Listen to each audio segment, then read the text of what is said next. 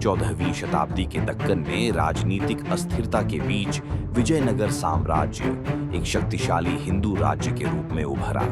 इसके संस्थापक हरिहर और बुक्का प्रारंभ में वारंगल के काकतीय शासकों के सामंत थे और आधुनिक कर्नाटक के कांपिली राज्य में मंत्री के रूप में कार्यरत थे। जब कांपिली राज्य ने एक मुस्लिम विद्रोही को शरण दी, तब दिल्ली के सुल्तान मोहम्मद बिन तुगलक ने इस क्षेत्र पर आक्रमण किया, कांपिली को पराजित किया और हरिहर तथा बुक्का को बंदी बनाकर इस्लाम में परिवर्तित कर दिया।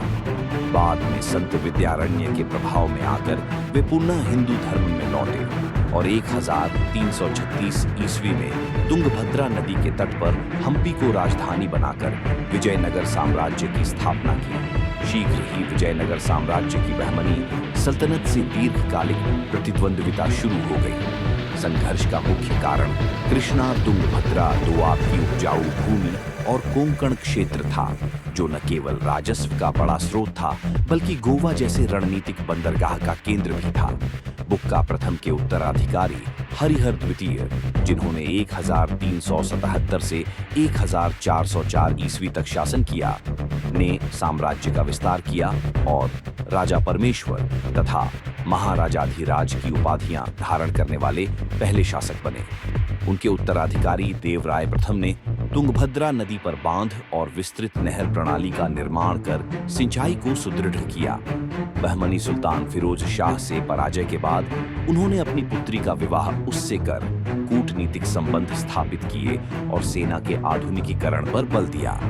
देवराय द्वितीय ने सैन्य सुधारों को और आगे बढ़ाया तथा सेना में मुस्लिम धनुर्धारियों को शामिल किया।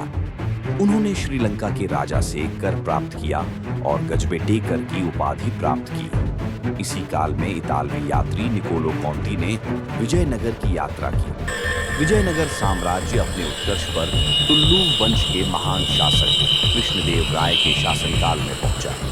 वे तेलुगु और संस्कृत के विद्वान थे और पैस, यूनिज तथा बारबोसा जैसे विदेशी यात्रियों ने उनके शासन की न्यायप्रियता और समृद्धि की प्रशंसा की। इसी के साथ विजयनगर साम्राज्य के पतन की प्रक्रिया प्रारंभ हुई और अरावीडु वंश का उदय हुआ।